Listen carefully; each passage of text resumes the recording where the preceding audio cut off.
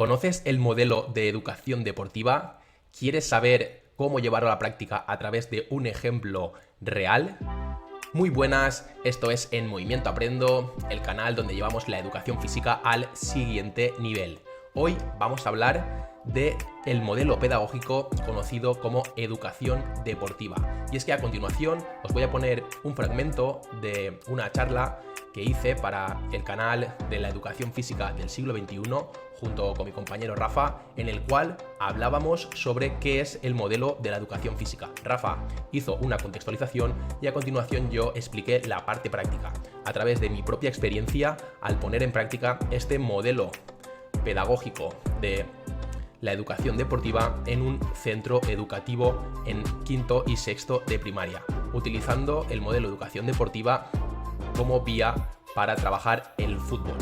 Y es que, para poneros un poquito en situación, Rafa, en el vídeo que os recomiendo, que os dejaré por aquí arriba, nos habla que el modelo de educación deportiva no es una competición aislada. No tratamos de crear atletas de alto rendimiento. Para esto, pues ya pueden gozar los alumnos de actividades extraescolares destinadas a tal fin. Sin embargo, el modelo de educación deportiva lo que pretende es que haya una competición, pero que esté contextualizada y justificada.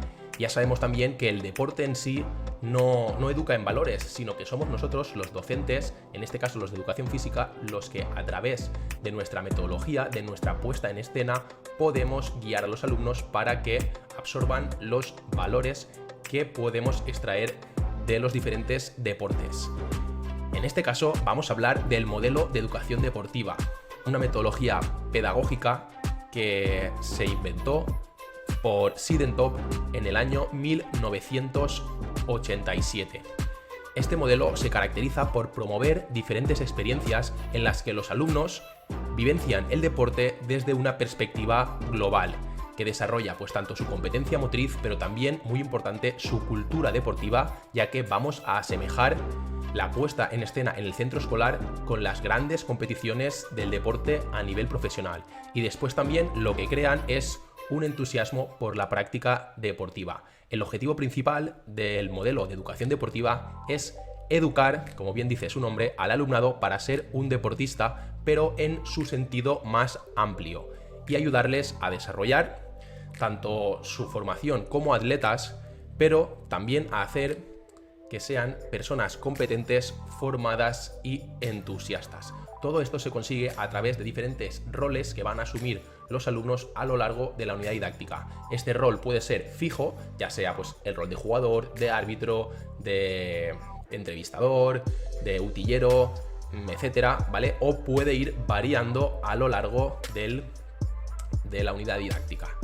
Los componentes principales que nos garantiza el modelo de educación deportiva, si se lleva a la práctica correctamente, es la autonomía por parte del alumno a la hora de gestionar su propio rol y los diferentes materiales y las responsabilidades que conlleva, también el entusiasmo al vivir el deporte desde otra perspectiva, el sentimiento de pertenencia a un grupo, ya que vamos a crear unos equipos con cada alumno un diferente rol y al final se crea una comunidad en la cual todos son importantes dentro del equipo. Y finalmente la socialización también a través de esta unión dentro del propio equipo, en la cual los alumnos van a tener que comunicarse para que funcione correctamente, al igual que lo hacen los grandes equipos de los clubes más grandes a nivel profesional. Entonces, ahora sí, os voy a pasar con la charla que hice para el canal La Educación Física del siglo XXI y espero que la disfrutéis.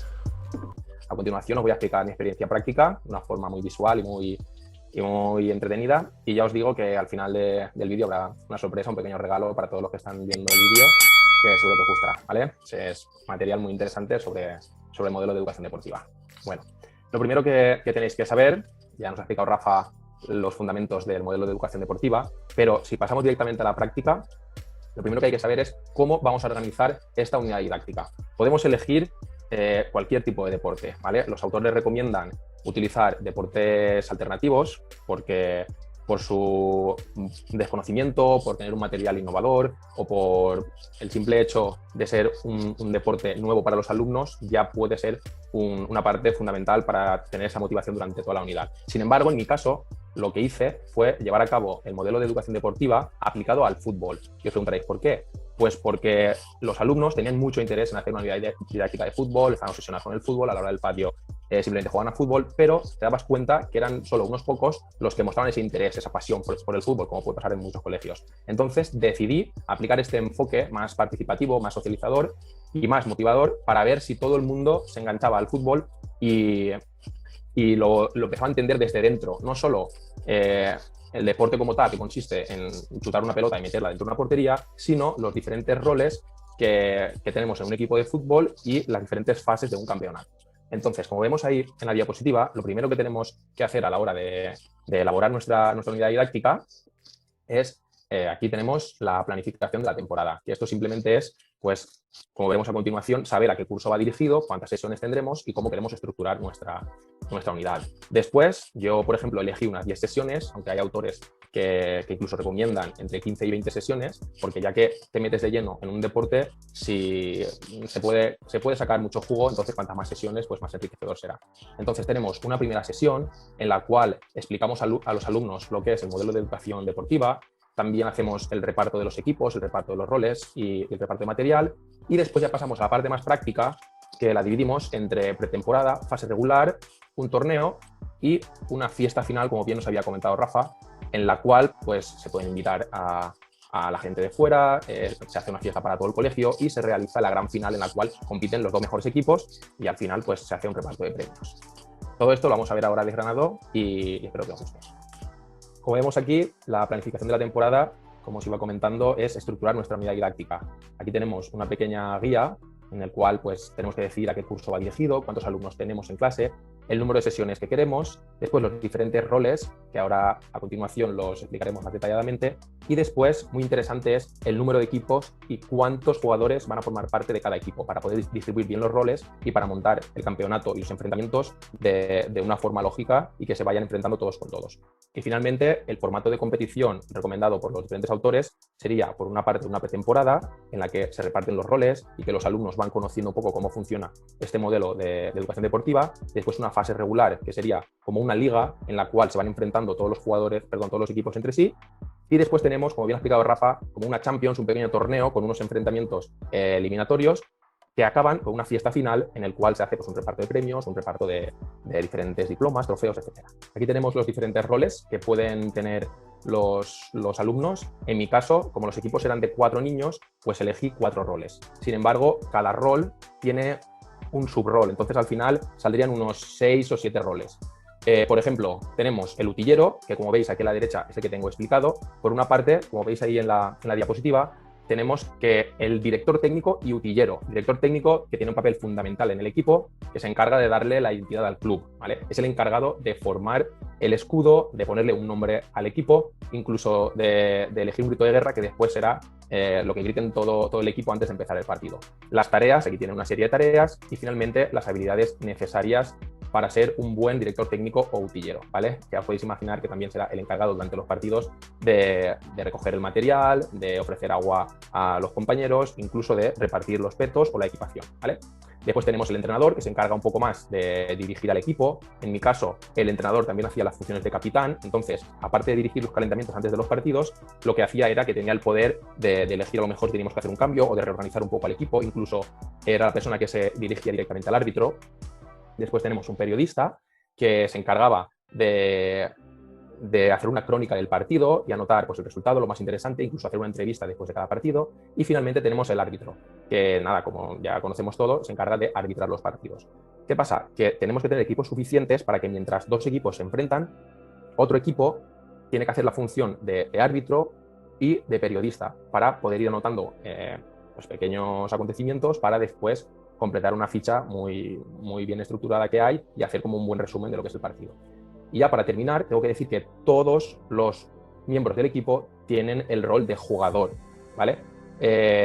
Entonces, cada alumno tiene 2 roles. Por ejemplo, puede ser entrenador, pero al mismo tiempo es jugador.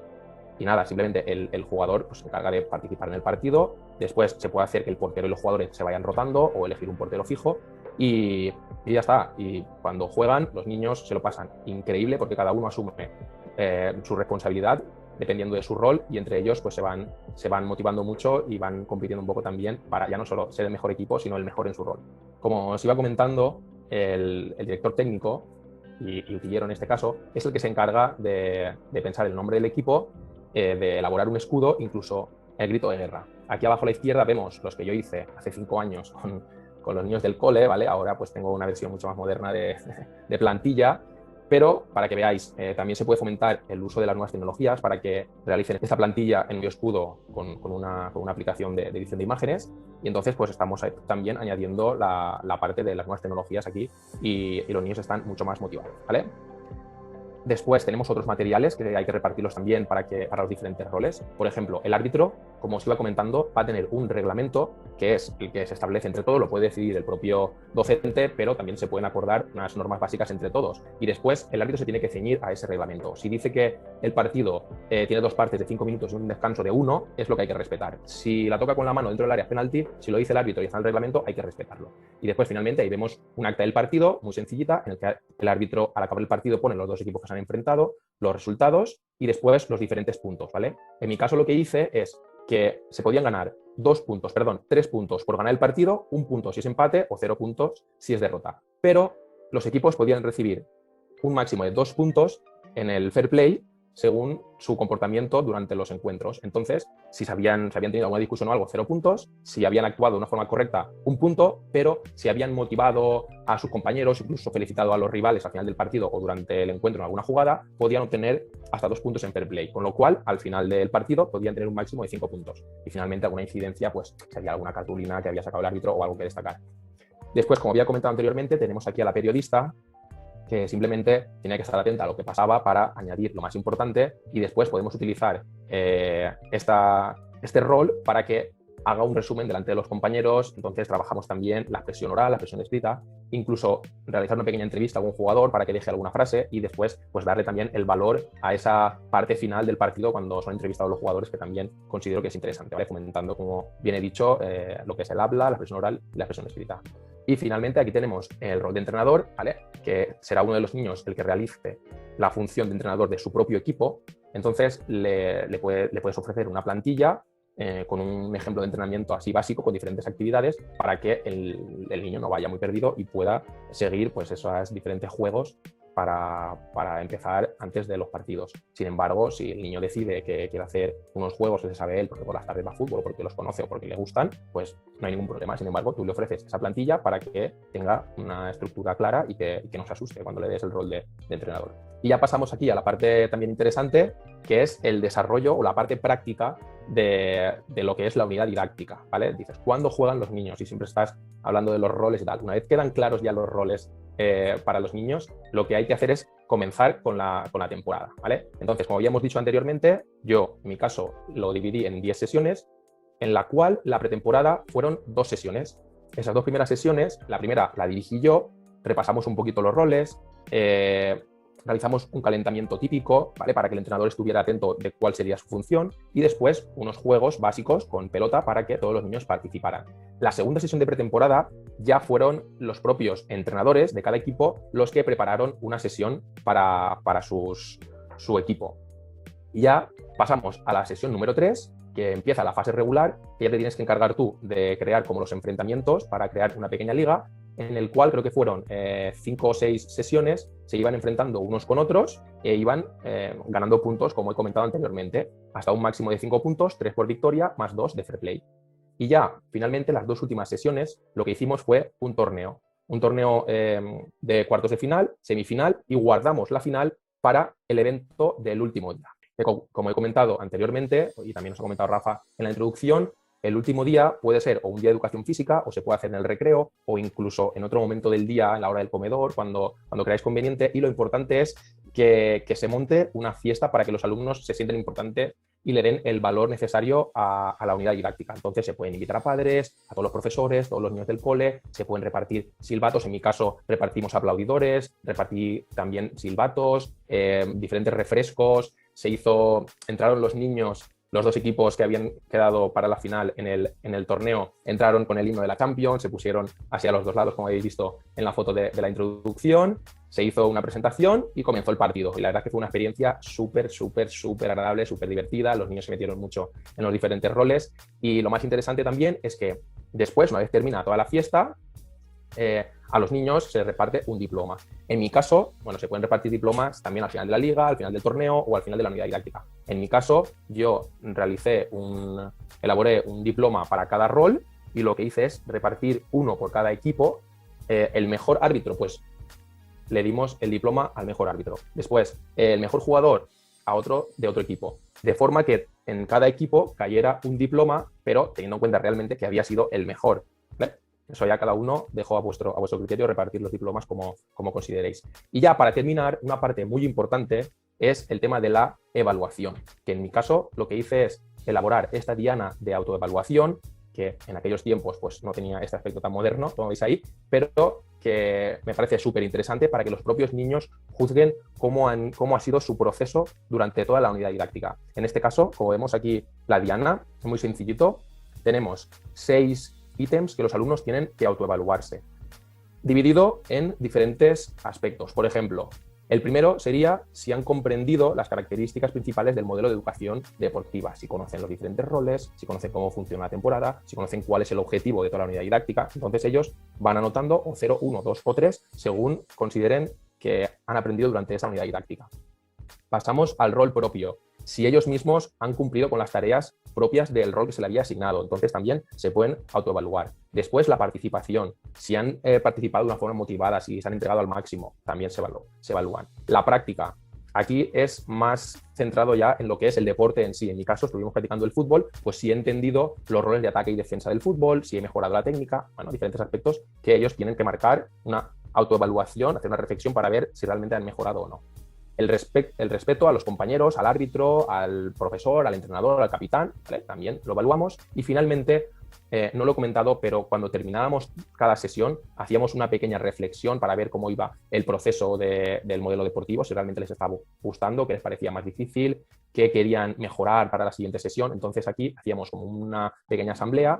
Entonces también a la hora de hacer la autoevaluación también podían evaluar si habían aportado unas buenas reflexiones a este momento de asamblea.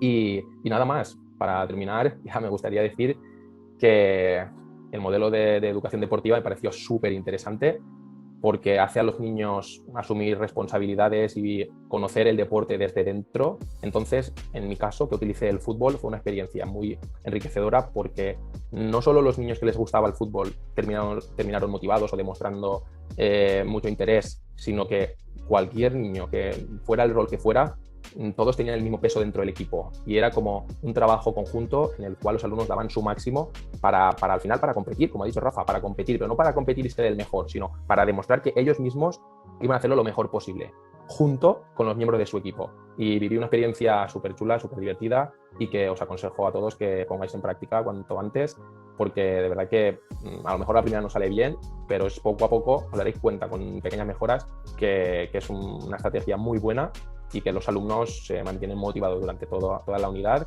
Incluso te piden más. Cuando acabas, te preguntan si otras unidades didácticas las van a realizar utilizando esta misma metodología. Muchísimas gracias por todo, espero que os haya aportado esta charla sobre el modelo de educación deportiva, que lo pongáis en práctica y que me dejéis en comentarios tanto qué os ha parecido la explicación como si alguno de vosotros lo ha llevado a la práctica, de qué forma lo ha implementado y si ha surgido buen efecto. También me gustaría deciros que voy a hacer un segundo vídeo en el cual hablaremos del modelo de educación deportiva, pero aplicado a otro deporte, en este caso al cachibol, que os dejaré por aquí arriba un vídeo sobre deportes alternativos en el cual podemos ver qué es esto del cachibol y cómo llevarlo a la práctica en un centro educativo. Pues en este caso, este vídeo versará sobre cómo llevar el modelo de educación deportiva adaptando el cachibol a una plantilla con unos roles muy marcados, muy simplificados, para que se pueda poner en práctica desde el primer día. Así que espero que lo disfrutéis. Muchísimas gracias por todo. Ya sabéis que si queréis llevar la educación física al siguiente nivel, os podéis suscribir por aquí, y si este vídeo os ha parecido interesante, este de aquí también. Muchísimas gracias por todo. Hasta la próxima. Adiós.